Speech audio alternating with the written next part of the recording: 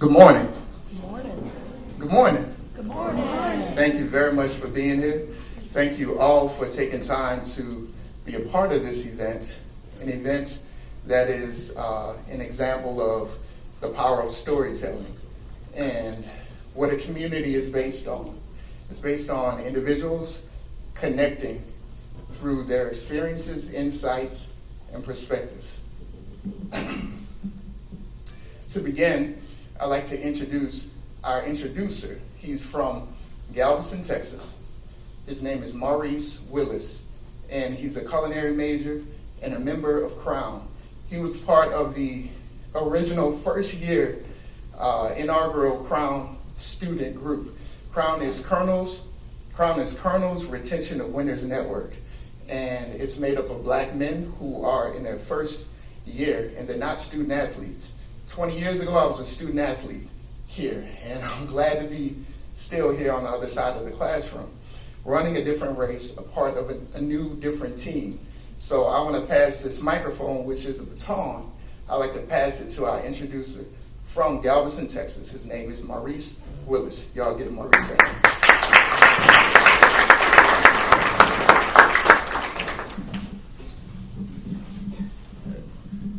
Thank you. First off, before we get into the panel, I would like to start this morning off with a panel, with a poem. Where are you from? Not like your city, state, but like your tribe from Africa. What did y'all believe in? Who was the chief when y'all were taken? Did y'all have a chief? What was your tribe's favorite story? Every black person in America will answer, I don't know to these questions. Any hope of gaining the history that was erased from our people is gone. And now we have new history. We don't have tribes anymore, but we have organizations and movements that affect the vast land we live on. Most of us believe in Christianity, but results may vary. We don't have a chief, but Obama was a great president. We weren't taken, but we weren't taken, but we were oppressed for living somewhere we never planned on living. Our bad, by the way. But we now have gotten to the point where we have our own songs, traditions, and best of all, our own stories. We may have lost our original stories of where we came from, but we now have new stories to keep, hold sacred, and make sure they never die. Thank you.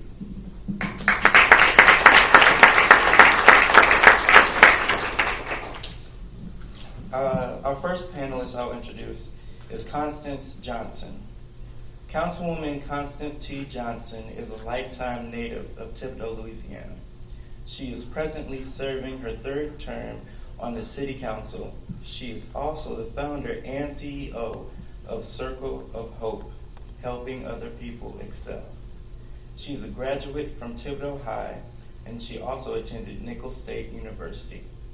She's a graduate of Thibodaux High, and she enjoys cooking and sharing with family, friends, and neighbors.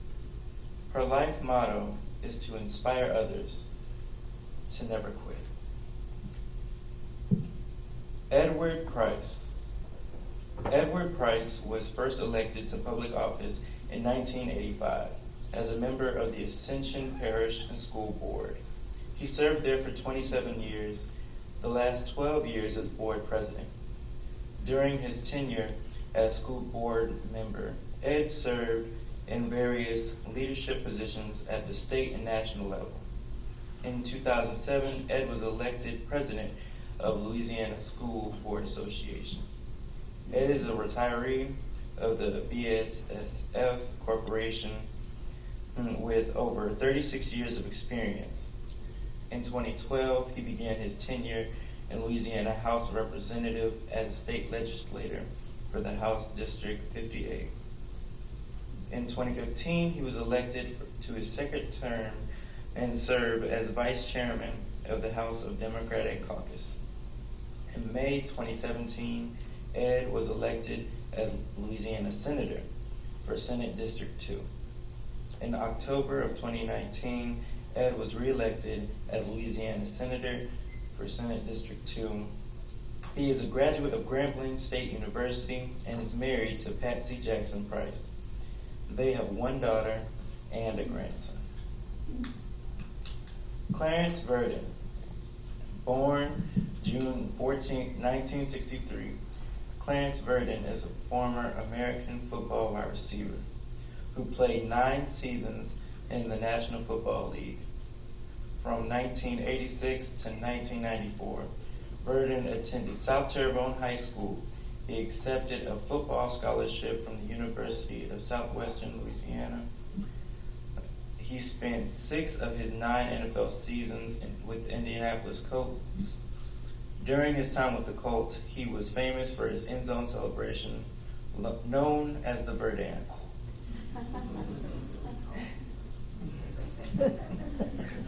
He was selected for 2 Pro Bowls as a punt returner and played in the Super Bowl. He also played for the BC Lions of the Canadian Football League in 1996. Verdon played college football at the University of Louisiana Lafayette and played 2 seasons in the United States Football League of the Houston Gamblers. Cheryl Thomas. Cheryl Thomas is an enrollment counselor for the VA School of Certifying Official in Fletcher Technical and Community College.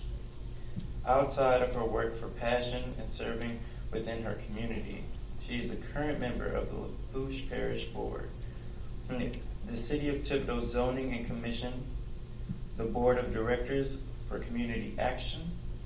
The things she most enjoys are praising God for His grace and mercy, attending church, spending precious time with her family, and sitting at home with a box of Kleenex watching the Hallmark Channel. Dr. Michael Robinson. Dr. Michael Robinson was born in Thibodaux, Louisiana. He knows what hard work is and has come through many obstacles to get where he is today. He is a brother of Cassandra Sandy Elizabeth Robinson. In 2004, Dr. Robinson earned his doctorate degree in educational leadership from Argosy University in Sarasota, Florida, 2003. Education specialist in education leadership from Argosy University in Sarasota, Florida, and 2 more degrees. He has been in the education for the past almost 21 years. Having started his career in Lafourche Parish and later working in Texas, Georgia, Maryland, Arkansas as a teacher, high school assistant, a principal, elementary principal, and numerous teaching positions. His most recent was a superintendent of schools. In 2007, he published his first book, Educating the Endangered Species, The Black Man, which challenges educators across the globe to rethink how they teach boys versus girls. He is a member of Kappa Alpha Psi, Home and Thibodaux Alumni Chapter at St. Joseph Lodge, number 15, Prince Hall, F&A Mason, and Thibodaux and professional organizations, an educator and consultant. Stephen H. Kinney. Stephen H. Kinney serves as the Associate Vice President for Human Resources and Chief Diversity and Inclusion Officer at Nicholls State University. Having joined the Nicholls State team in July 2017, academically, Kinney has immaculated at 5 universities around the globe. Professionally, Kinney is a certified senior professional in human resources and has worked in corporate America, owned and operated restaurants, and has now found his calling in higher education. Civically, Kinney serves as a board member for several nonprofit organizations. Socially, Kinney is a re-charter member of Howard University's chapter of Alpha Alpha Phi Omega National Service Fraternity, a member of Sigma Alpha Pi, the National Society of Leadership and Success, and a life member of Kappa Alpha Psi Fraternity Incorporated. Personally, Kenny serves as an advisor, mentor, and tutor for many youth and youth organizations, finding the greatest joy in seeing our youth at the point in which they realize for themselves the talents and skills they possess. And lastly, Richard Adams, the host of the panel.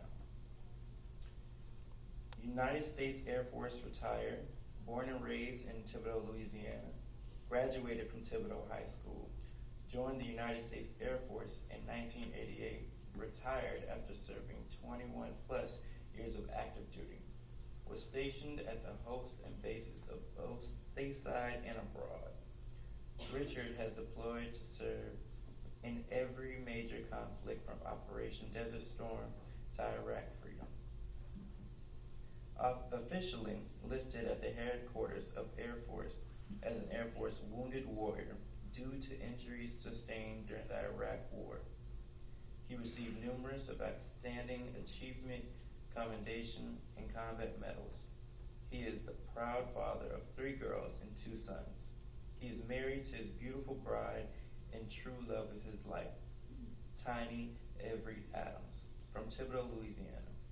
Studied at Grantham University, majoring in multidisciplinary studies, received his 33rd and final degree of Grand Inspector General of Freemasons, and also the Grand Secretary for the Pelican Council of the Deliberations of the 32nd and 33rd degree Masons for the state of Louisiana. He is also an active member of the Thibodaux Rotary Club and an avid supporter of a host of community support activities and organizations. I now present our panel for this morning.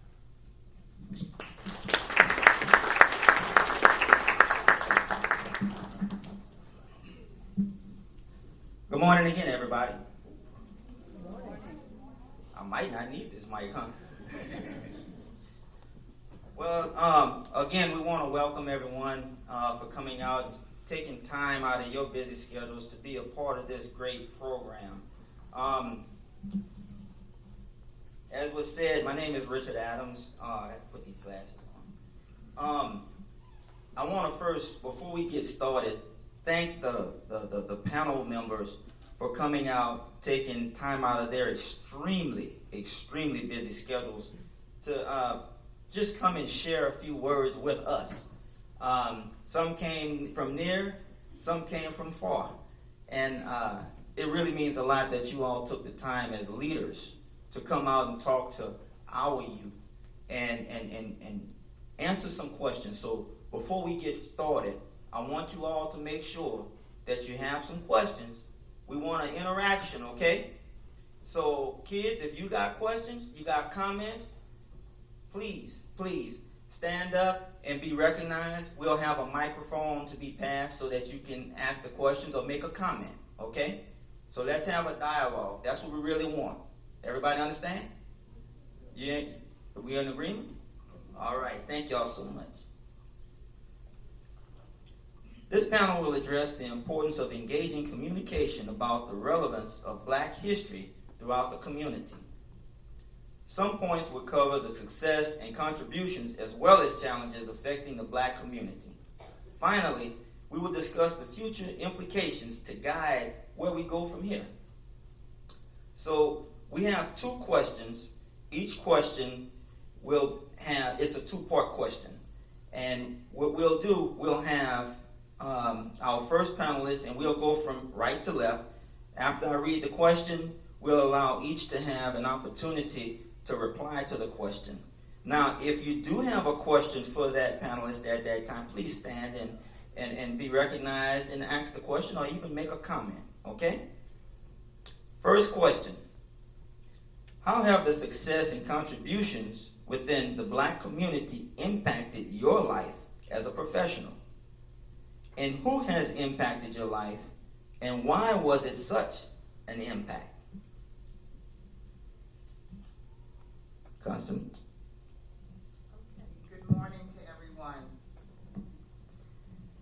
I would like to start off by just saying, from a very early age, I've always had a desire to do and make a difference in my community. And as time passed, in terms of growing up and becoming a young adult and then a more mature adult, I felt that the successes and contributions in my community were able to inspire me to never give up. I thought it was so important when you can have leadership in a community that were willing to sacrifice their families and others to make certain that a community was given all opportunities by leaders that really cared and wanted to make that difference. Just to name a few in my community that inspired me was Mr. Gerald Pelche, to whom was an instructor here at Nichols and also the first Black elected city councilman for the city of Thibodaux. My second was Mr. Lloyd Wallace, whom was a teacher and a principal in the community. They inspired me in so many ways. Mr. Gerald Pelche, whenever he had an election or a meeting, he would call me and pretty much ask my opinion. And I always did say, apparently there is something in me he sees because I'm not even understanding why he's calling me. However, he continued to do so along with Reverend Wallace. Their faith, their courage, their determination, and the will to make a difference gave me such hope and just inspiration and inspiring me to just do more and more for my community. And the one key fact, they were never afraid, not even knowing what the consequences would be. I took that to heart because there were times in my journey of professionalism that the fear factor from many were brought to my attention, and I would think back and say, well, you know what? Why should I be afraid when I'm trying to make a difference for the betterment of our community and for the betterment of the children and adults that live in a community? Life is what you make of it. I don't ever feel or want to believe that I would have to give up my true beliefs and love for my community because someone disagrees. Thank you.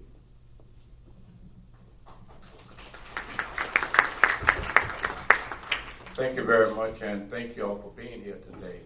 I too, like Constance, at a very early age, I started out being very interested in the political process. As a young man, I actually went through the period of integration in the school system. In St. John Parish in 1969, the court order came down to that would be integration in the school system. And it definitely impacted my life. I was a 10th grader at the time, and they moved us around. All of us went to one school. It was East St. John High School at the time. I went to the 11th grade. And then the school that I was at was John F. Kennedy, went to a middle school, so everybody went to that middle school. But it was a time in our life where we saw a lot of changes. And I wanted to be a part of that process. And I saw one of the person that impacted my life was a first cousin of mine. He was became a state representative, but it was Melvin Irvin Jr. And he was very, very involved in making sure that all kids got a quality education. He was a school board member before he went to the legislature.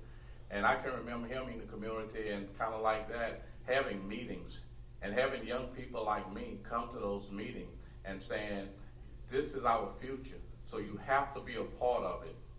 So I wanted to be very much a part of it and kind of like followed into that footstep. But the impact that it had upon me was that we can get out and make a difference. And I wanted to make a difference for everybody.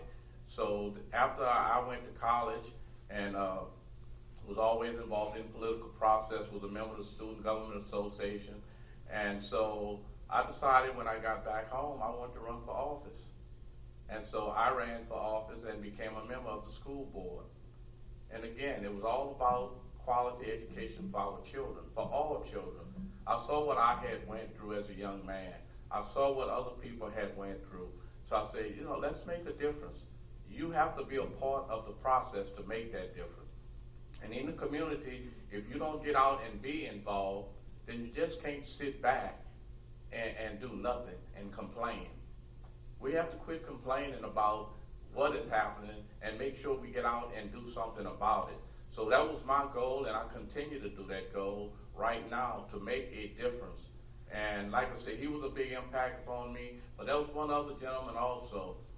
When I got elected to the school board, Ralph Ricardo, who was the first African-American superintendent of a public school system in the state of Louisiana, in Ascension Parish. And he was an influence upon me, and he was a great educator, but he was a man of wisdom, and he would say these things about educating our children and how we had to do it, and it was such a great impact upon me to continue that. So I moved forward to go ahead on and get elected to the legislature, and I actually served on the education committee in the legislature. So education has been a big part of my life, and I want to continue that. And I want to see you all also be a part of that.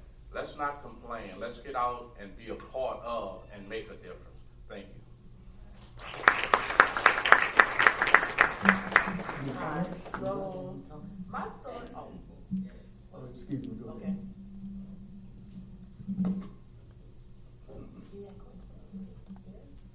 Okay, so my story is a little different. I didn't go to school in Louisiana. I went to school in Buffalo, New York. And my neighborhood was not the typical neighborhood that you find in my community in Louisiana. I was raised around Italians. I was raised around Polish people.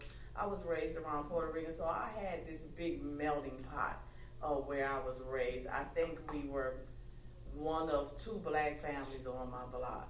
So mine was totally different, but I moved to Louisiana when I was a senior in high school, and that was a big culture shock for me. And it was a lot of changes in culture diversity that I wasn't used to, the Southern hospitality for number one. Because here in Louisiana, you speak to everybody, no matter what everybody is friendly. It's not like, you didn't do that where I lived at. We were taught not to speak to strangers. And so I came up during a time when the schools first integrated on the East Coast. And it was a different scenario than it was here. Did we have the discard in school? And yes, we did.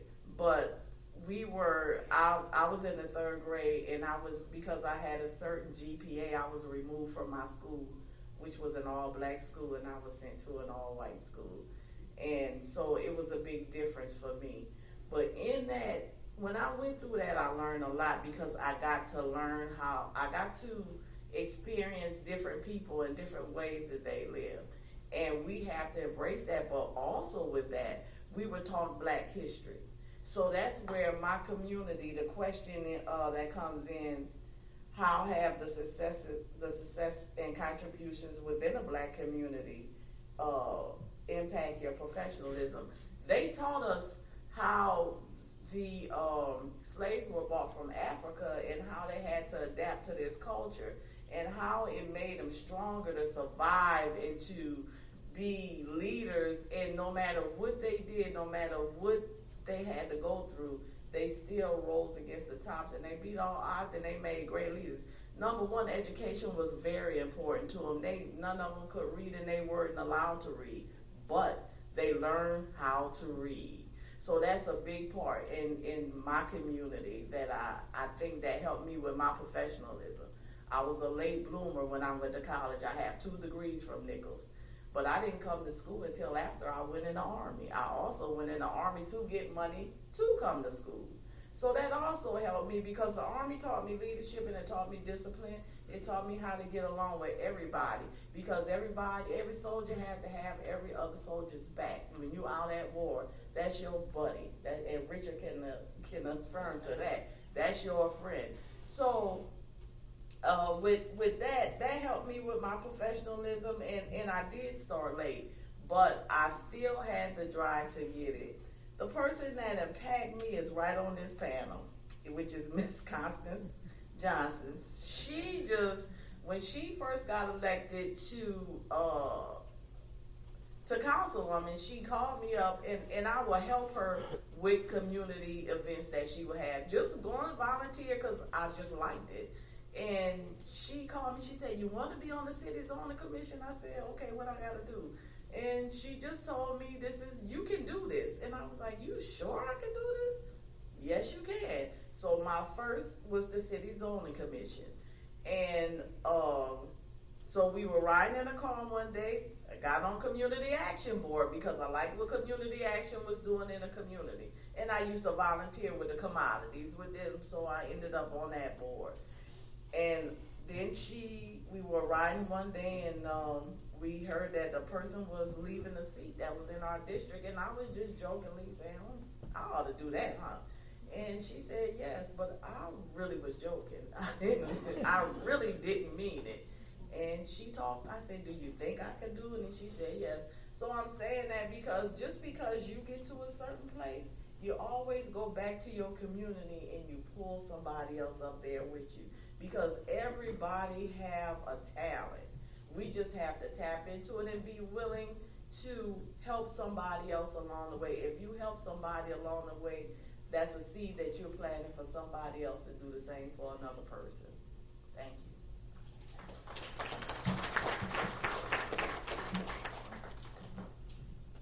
you. How y'all doing today? I guess I have a unique story myself. Fortunately raised in Compton, California, LA. Back in the early 60s, blacks from Louisiana, Mississippi migrated to Chicago, LA, Detroit. And my family, when I was 3 months old, we moved to Compton, California. So I stayed there till I was 14.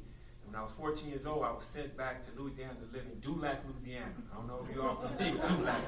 That was a culture shock. Comment ça va? Pour les Français, I was there, I'm listening to Crips and Bloods, and I'm around there, and I'm wearing boots, shrimp boots. So, it was strange, but my grandparents, out of 40 grandkids they had, I was the one they chose to take me in and move with them. At that time, I didn't understand. My grandfather used to always tell me, like I say, he didn't have an education, but his wisdom, that's something that, you can't buy wisdom. Wisdom comes with age. And he used to always tell me, because I used to question him, because I thought I was going to school, I knew more than him. But he used to always tell me, he said, "How can trying to get there tell been there how to get there?"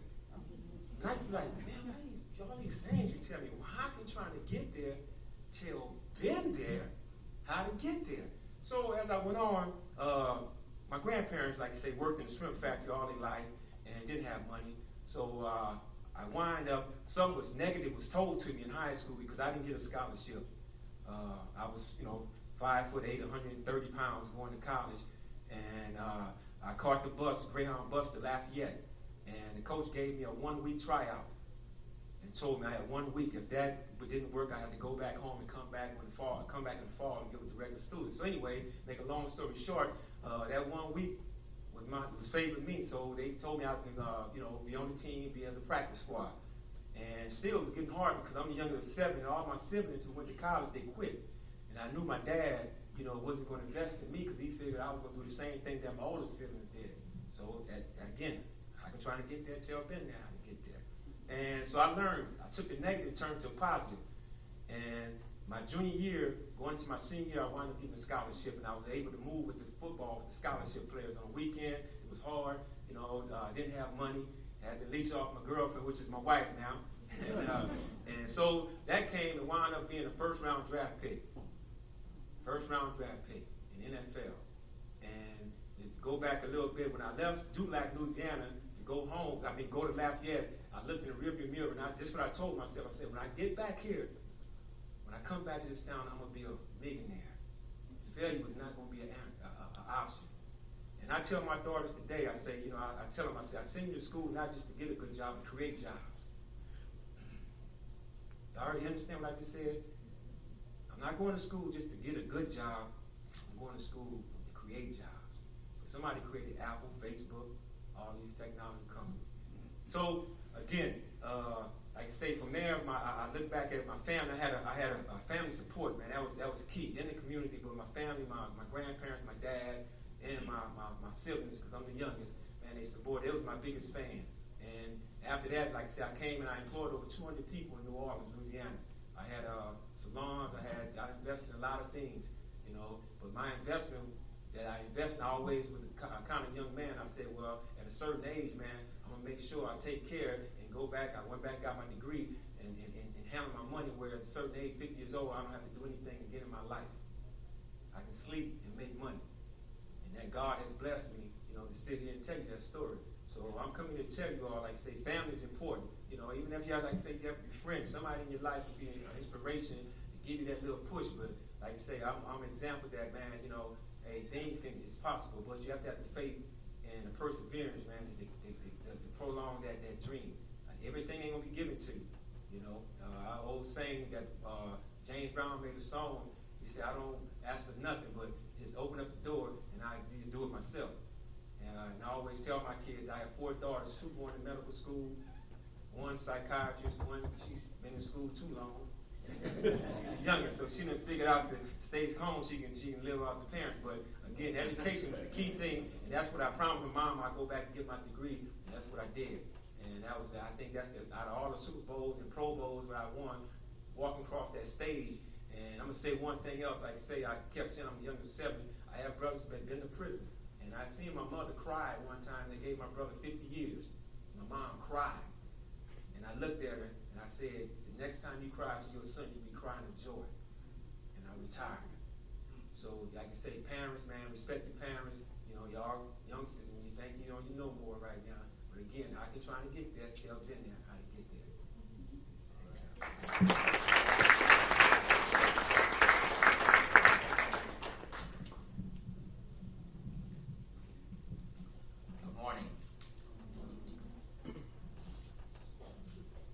My story is a little unique because my first teachers were my parents. And at that time when I grew up, my great-grandparents were alive. My grandparents on both sides were alive. And the culture in which I grew up in, every and anybody could tell you something and correct you. It did not matter if they were your parents or not. And you would hope that they would not know your parents or reach them because the discipline was going to start with the person that was correcting you in any means or any fashion that they saw fit to do it. And you were not going to say anything, and neither were your parents going to support you, whether you were right or wrong. And so the discipline began there. My father was a policeman, and so very strict, man of very few words, but when he spoke, he was E.F. Hutton. You were going to listen and not question anything that he had to say. But I grew up in a private school, which was not the best experience for me because I was the only black student in the class in some instances, and in other instances I was one of 2 blacks in the class. And I begged my parents to take me out of the school because I had just dealt with enough with the bullying and the constant discrimination. So at last I was able to go into the public school system, which was a total cultural shock for me. I had no idea what I was supposed to do, how I was supposed to deal with children who looked like me, but I had never experienced dealing with them. My first teacher, Miss Jessie Page, is probably the person who really encouraged me outside of my mom to be a teacher. I just liked everything that Miss Page did. She let us write plays. She made learning fun, and it was hands-on. She did not teach from a textbook. Everything you did was hands-on. I still have the plays that we wrote. I remember Miss Linda Giat, who was my teacher when I got to East Thibodeau, and she was another teacher who really inspired me. I liked her style. We're still very close today. The teacher who I think really nailed it for me, I had a couple teachers at Thibodeau High School. Miss Louise Reeves, who I didn't breathe in her class, but she was a very tough teacher. She told me, she said, I'm going to stay here until you finish college because you're going to replace me, which I never did. But I did go to college, and I did major in elementary education. I started off in English ed and switched to elementary education here at Nichols, but I did not finish here. I finished at Southern University. One of the other teachers that really inspired me in school was Miss Chasson, Roswella Chasson. She was another tough teacher who just did not accept. She didn't look like me, but I admired her, and until this day, we're still very close. Ms. Johnson talked about those people like Reverend Wallace, who were very instrumental, Reverend Streams, Reverend Bradley, and I didn't know that he would be here today, but one of my other teachers, who was stricter than probably my parents, is sitting in the back, but Mr. Turner, who was our music teacher, and he taught you ethics, and he taught you structure, and until this day, he is still structured. But those were the teachers. We really don't have those types of teachers anymore in the school system. Most of those people have retired because of the structure of the school systems across the United States. You can't do the things that these teachers used to do. But for me, I have taken all of that into the place where I am in life today in terms of the professionalism. I took a little bit from each one of them. I left Louisiana many, many years ago and just recently came back about a year and a half. And so I see a community that is in mourning. I see a community that has almost dissolved itself. We don't have a lot of the leaders that we used to have. We have new ones, but we don't have those leaders that we used to have.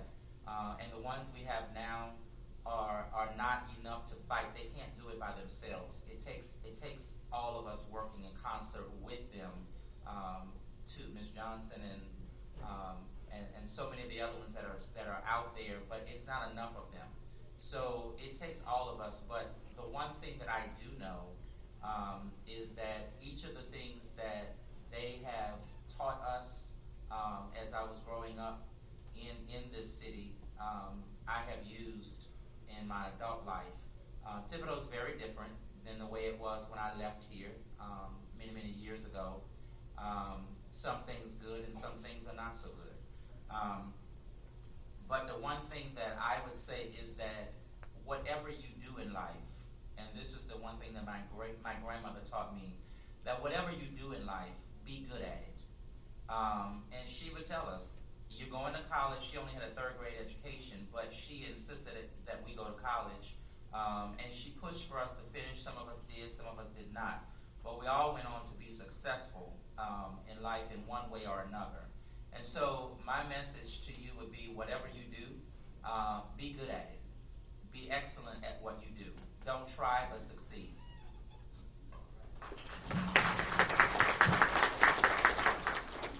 Good morning. Looking at the question about the successes and contributions of the Black community and how they've impacted me as a professional, I think I can look back over my career and my growing up and my matriculation and think of many administrators as well as teachers that have had an impact upon my life. However, I think the one person that I have to give the most credit to would be my mother. I was born and raised in New Orleans, Louisiana, and at the time, New Orleans was known as the murder capital of the world. My mother knew she was raising an African-American boy in the city of New Orleans, and she knew that she didn't want me to go down the path that she saw many others go on down.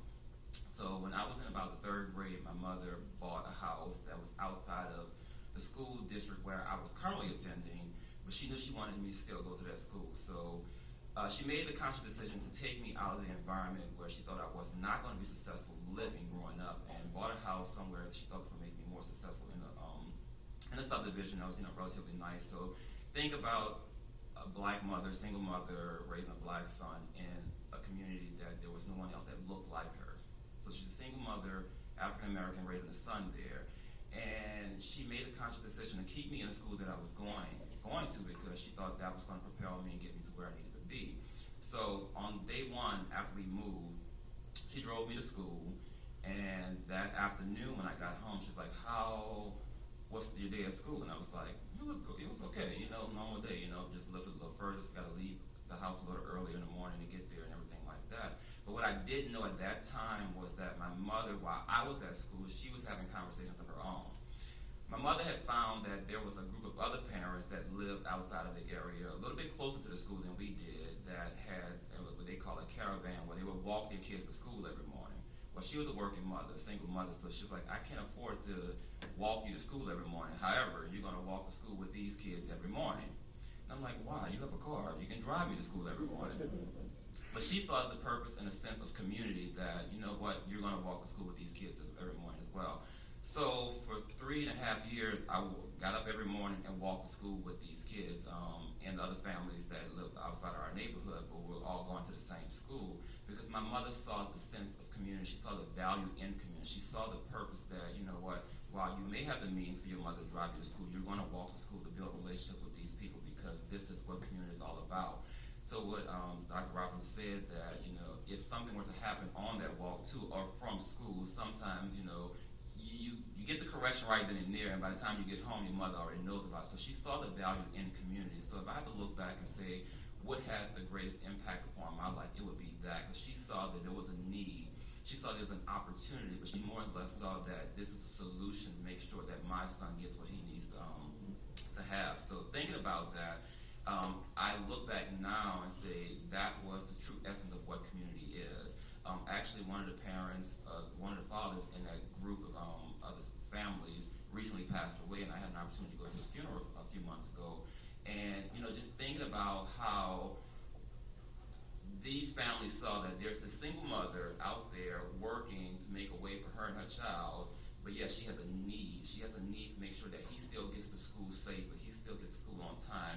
And they gathered around her and said, okay, we're going to be the community that you need to make sure that, we take care of him when you can and bring him to school every morning. So that to me is the true definition of what community is, where we see a need, we identify the need, and we also find a solution to help with that need. So looking back at those contributions, I think it's persons like that said, we have you in this moment, that we're going to help, you to get to where you need to be, is what community is. So looking at the contribution of the community, I think that is what propelled me to always want to give back, to make sure that when you get somewhere that you're looking behind you to say, who else can I bring along the way? Who else can I give a lifting hand to make sure that they have the opportunities or even have the doors open for them that sometimes may not be open? So that's what community means.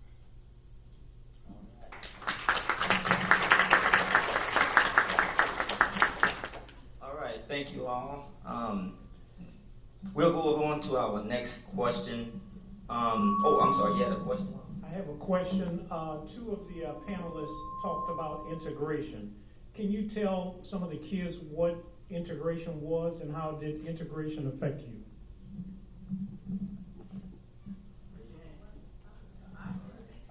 It was when you used to have a school where you just had black children at one school and you had white children at another school, and I'm explaining it in the simplest form. And the education, the books, and everything else were better at the white schools than they were at the black schools. And so it was found to be unfair. We had some what we call civil rights leaders, like Dr. Martin Luther King, but it was different African American who went and they fought for the cause for us to get an equal education. And so when the law passed, what they call integrated the schools. They mixed the schools with black children and white children. Some people didn't want it done, and you have a little girl, I can't think of her name, Ruby Bridges. Ruby Bridges. She was in the South. It was worse in the South than where I came from. We did have problems, but we didn't have the problems it was much more. It was worse in the South than it was on the East Coast. Our integration, they took certain children out of schools, and I was bused from my school to a school on the other side of the city, and I was from 4th grade all the way to 8th grade. I was the only black child in my classroom. As a 4th grader, did I really think about that? No. I was just in another classroom with other children. Was my education different? Yes. Because you don't see a lot of black children playing the violin. I learned how to play the violin in that school. We didn't have violins in the school where I was at. We didn't have the better textbooks and the better teachers that I had. I think it did help me along the way with my education, taking nothing away from, because my foundation was from a black school with all African American teachers and children who look like me. That's where my foundation came from. So they prepared me to move to a different level. So that's what integration was in my sight. My take was a little different because I was a high school student. I was in the 11th grade when the court order came down that we would integrate.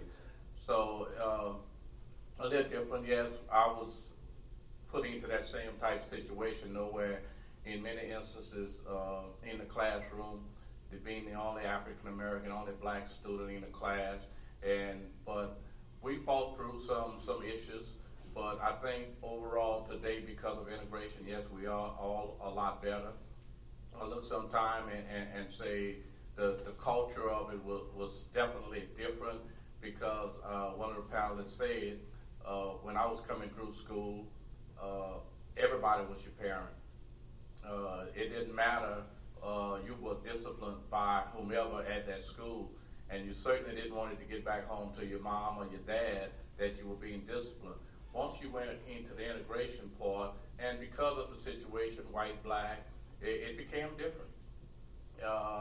You were disciplined basically by the principal or something like that, and it didn't have that family camaraderie that I had at the all black school. But at the same time, yes, the education was different. I think, like she said, better equipment, better books, better things that we weren't afforded at the all black school. So it made a difference, and it's making a difference in our lives today. I just would like to add to that, in regards to the school, it wasn't as difficult for me in terms of integration because my foundation pretty much in my community was an integrated community. So therefore, I live with a mix of people, as Ms. Thomas said, the neighborhood she came from in New York. And so it gave me an opportunity to learn and experience the differences with people. It was difficult when we pretty much integrated and we had a choice, and I left and I went to Thibodeau High in 11th grade. There were people that I didn't know from the white community. So therefore it was somewhat of an easy transition, yet it was a bitter transition because many of our white students were not receptive and they did not embrace us as black students going into the integrated school. They basically blamed us and felt we were invading their territory. However, it was the law.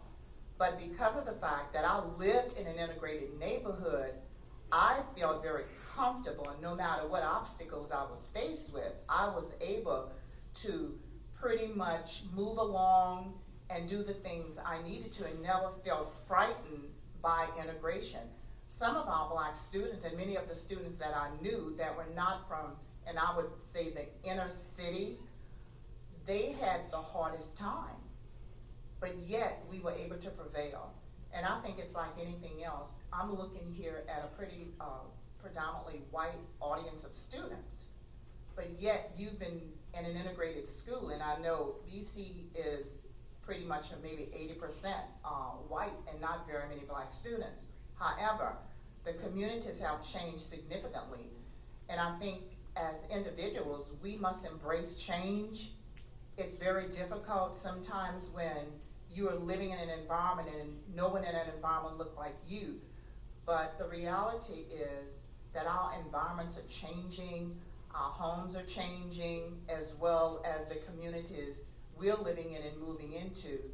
So integration was something in terms of not feeling so good to some, but I believe that it was something that we needed no matter what challenges and struggles we had to face, because we are all one and equal. Thank you. Thank you all. For the sake of time, we need to move on to the